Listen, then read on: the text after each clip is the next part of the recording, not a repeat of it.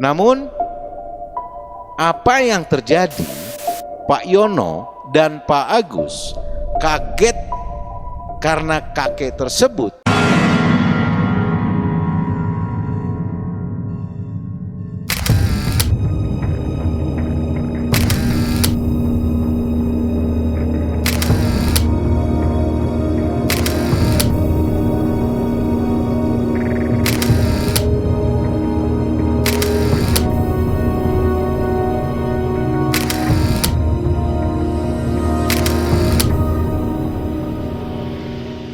Selamat malam Sobat Malam Mencekam, berjumpa kembali dengan saya di sini Yudi yang akan mengawal sebuah cerita yang horor dan mencekam tentunya.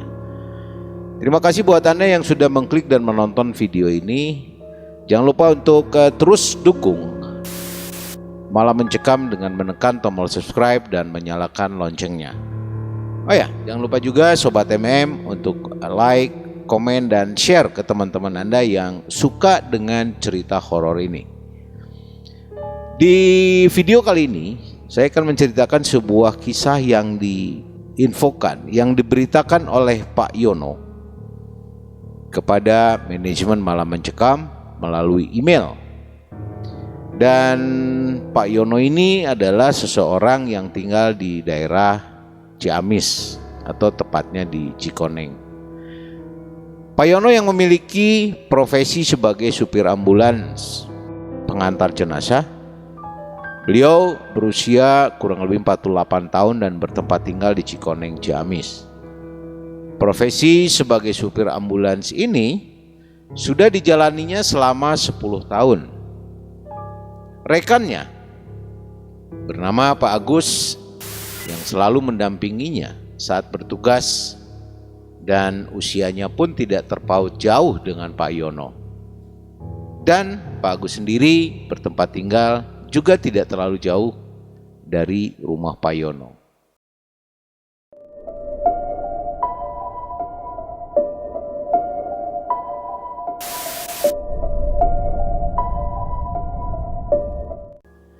Kejadian ini terjadi di tahun 2007 di bulan September.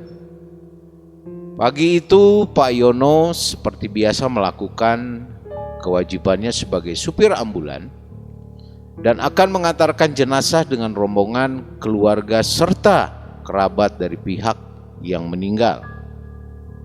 Terlihat oleh Pak Yono begitu ramai suasana di rumah duka saat beliau tiba di lokasi untuk menjemput jenazah. Setelah semua siap, rombongan pun bergerak mengawal mobil ambulans yang dikendarai Pak Yono. Saat itu jam menunjukkan pukul 10 waktu Indonesia bagian Barat atau jam 10 pagi. Perjalanan menuju lokasi pemakaman akan memakan waktu kurang lebih 1 jam karena jarak yang cukup jauh dari rumah duka ke lokasi pemakaman. Di dalam mobil, Pak Yono yang didampingi rekannya yang pada saat itu memang bertugas juga. Pak Agus yang duduk di sebelah kiri Pak Yono mengajak berbincang-bincang agar tidak mengantuk saat berkendara. Itu pikir Pak Agus. Perjalanan awalnya lancar, tidak ada kendala apapun sampai pada saat setengah perjalanan laju kendaraan menjadi pelan dan akhirnya berhenti. Pak Yono dan Pak Agus tentu saja merasa heran kenapa mobil tiba-tiba jadi terhenti. Ternyata saat itu terjadi kemacetan total yang diakibatkan adanya jalan longsor sepertiga bagian jalan ambrol dan mengakibatkan kemacetan total sepanjang 2 km panjangnya. Setelah menunggu kurang lebih setengah jam, akhirnya pihak keluarga memutuskan mengalihkan rute perjalanannya dengan mengambil jalan pintas sesuai petunjuk dari penduduk setempat yang juga bersedia mendampingi ke lokasi pemakaman. Namun perjalanan tersebut akan memakan waktu kurang lebih 2 jam menuju lokasi karena jalan yang dilalui itu tidak bagus dan juga sedikit berbatu. Mau tidak mau, tidak ada jalan lain dan tidak ada pilihan lain. Akhirnya rombongan pun beranjak merubah arah, ditemani satu orang yang mengetahui rute jalan tersebut.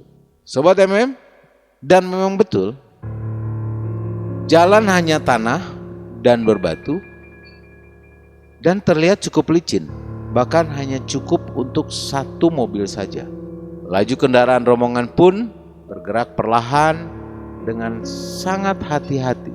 Singkat cerita, Sobat MM, akhirnya sampailah rombongan di lokasi pemakaman pada jam 12.30. Kemudian dilakukanlah prosesi pemakaman langsung. Singkat cerita, acara pemakaman selesai pada jam 12.30, namun tiba-tiba hujan turun dengan derasnya. Akhirnya pihak keluarga dan rombongan pun semua berlarian mencari tempat untuk berteduh. Dan tentunya belum bisa melanjutkan perjalanan kembali dikarenakan jalan tanah yang licin. Pihak keluarga memutuskan untuk berhenti sejenak untuk menunda perjalanan, mengingat resiko yang cukup besar kalau dilanjutkan dengan kondisi jalan yang licin. Pak Yono dengan alasan satu dan lain hal, dan Pak Agus memutuskan untuk pulang duluan karena ada tugas lain yang harus dilakukan. Walaupun hujan masih turun deras, pada saat itu jam menunjukkan kurang lebih pukul 4 sore. Setelah berpamitan dan menyampaikan alasannya, akhirnya mobil ambulans pun bergerak melaju meninggalkan pemakaman dengan hati-hati tentunya melewati jalan tanah yang licin. Setengah jam perjalanan, tiba-tiba terjadi hal yang tidak terduga. Ban belakang mengalami slip, mengakibatkan mobil tidak bisa melaju, tapi rodanya terus berputar. Namun Pak Yono tidak patah semangat. Dia tetap berusaha untuk menancapkan gasnya, tetapi hasilnya malah semakin parah karena bagian belakang mobil ambulans berputar tergelincir ke arah sebelah kiri diakibatkan oleh jalan tanah yang licin, sehingga ban belakang sebelah kiri terjerumus ke parit solokan yang bertanah. Kemudian Pak Agus berujar kepada Pak Yono, "Mang, ban belakang kiri kayaknya masuk parit nih, Mang." Pak Yono pun menjawab, "Waduh, iya ya. Gimana ini? Mana udah mau maghrib lagi. Nggak ada warga di sini pula." Itulah keluhan Pak Yono pada saat kejadian, di mana pada saat itu pun hujan masih cukup deras mengguyur jalan yang bertanah. "Mang Agus, coba diganjal dan bantu doronglah. Hujan gede, Ada payung nggak, Mang?" "Wah, nggak ada. Lupa tadi saya nggak bawa." "Oh ya udah itu aja. Kresek bekas belanjaan tadi buat nutup kepala." "Nggak apa-apa, bajunya basah." "Ya udah nggak apa-apalah. Daripada kemalaman ntar di jalan." Akhirnya Pak Agus dan Pak Yono berusaha dengan keras agar bisa melanjutkan perjalanan.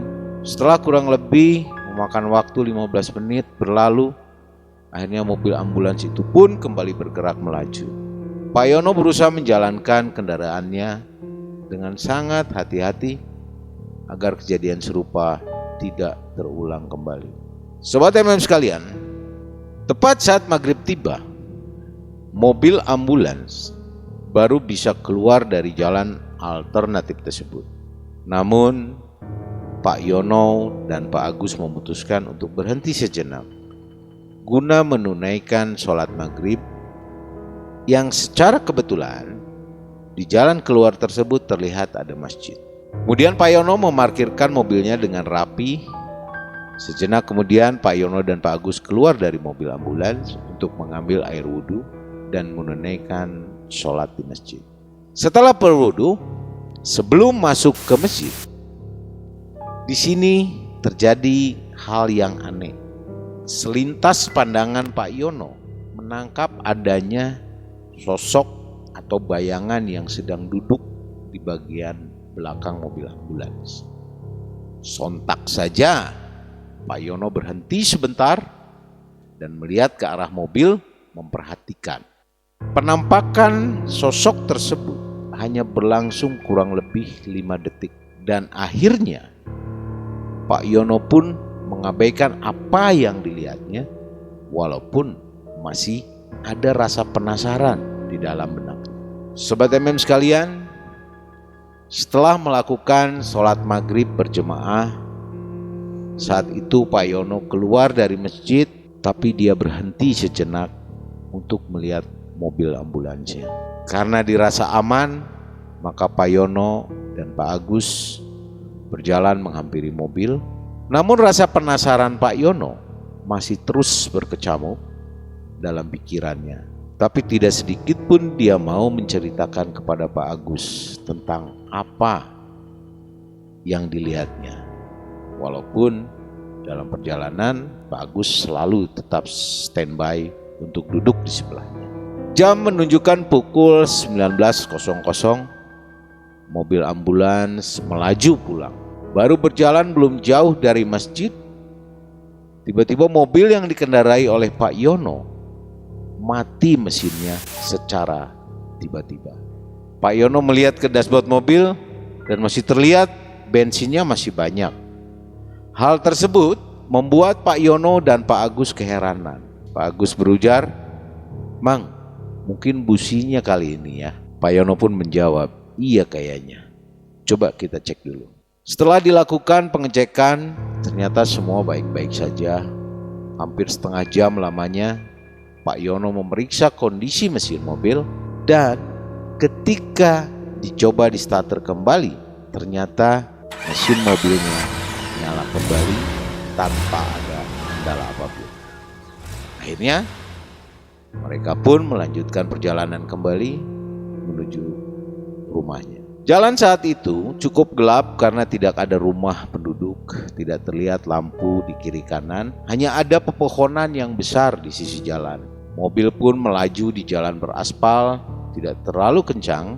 Pada suatu tikungan di depan, saat Pak Yono membelokkan mobil ambulansnya, dari kejauhan terlihat ada seorang kakek melambaikan tangannya dengan maksud untuk ikut menumpang naik mobil ambulan. Tanpa berpikir panjang dan tanpa berpikir negatif, Pak Yono pun menghentikan mobil ambulansnya, lalu membuka kaca mobil pintu sebelah kiri dan bertanya kepada kakek tersebut, "Ada apa, Pak?" Kakek tersebut pun menjawab, "Saya mau numpang, boleh tidak?" "Bapak mau kemana?" Demikian tanya Pak Yono. "Mau ke arah kampung di depan, Pak." "Oh, boleh Pak, naik saja." Sambil menyuruh Pak Agus bergeser memberikan tempat duduk untuk kakek itu. Namun kakek itu tetap menolak untuk duduk di sebelah Pak Agus. "Nggak apa-apa, saya di belakang aja Pak."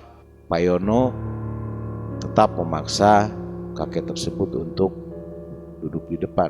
"Di depan aja Pak, soalnya di belakang ada keranda bekas jenazah." Namun tetap saja kakek tersebut memaksa untuk duduk di belakang. Sobat MM sekalian, setelah menutup pintu belakang, Pak Yono menoleh ke belakang dan memastikan kakek tersebut sudah berada di dalam mobil, lalu bertanya, "Sudah siap Pak?" "Sudah. Makasih ya nak, udah boleh menumpang." Terlihat kakek tersebut duduk di sebelah keranda jenazah dengan tersenyum. Melajulah mobil ambulan tersebut melanjutkan perjalanan dengan tujuan pertama, yaitu perkampungan di depan yang jaraknya kurang lebih sekitar 15 km. Sesampainya di kampung tersebut, jam menunjukkan kurang lebih pukul 21:10. Pak Yono menoleh ke belakang dan memberitahukan bahwa tujuan kakek tersebut sudah sampai. Namun apa yang terjadi? Pak Yono dan Pak Agus kaget karena kakek tersebut tidak terlihat lagi ada di belakang, menghilang begitu saja. Padahal sudah jelas tadi kakek tersebut ikut di mobilnya di bagian belakang. Sontak Pak Yono dan Pak Agus saling berpandangan dengan sangat heran dan ketakutan yang luar biasa. Karena diserang rasa takut yang luar biasa itu, maka Pak Yono dan Pak Agus berdoa apapun yang mereka bisa sambil melajukan mobil ambulansnya dengan cukup kencang dengan harapan bisa segera sampai di rumah. Sobat MM sekalian, demikian kisah yang disampaikan oleh Pak Yono. Jika Anda memiliki pengalaman pribadi atau cerita yang horor dan mencekam, silakan Anda untuk mengirimkannya via email ke email yang sudah kami sediakan di kolom deskripsi. Siapa tahu suatu saat nanti kami akan mengundang Anda untuk hadir ke studio sebagai narasumber. Sobat MM sekalian, jika Sobat MM sekalian suka dengan cerita ini, silakan untuk like, komen, dan share ke teman-teman. Juga jangan lupa untuk terus dukung channel ini dengan menekan tombol subscribe dan menyalakan loncengnya. Terima kasih sudah menonton video ini. Saya Yudi pamit mundur. Sampai ketemu di video horor mencekam lainnya. Assalamualaikum warahmatullahi wabarakatuh.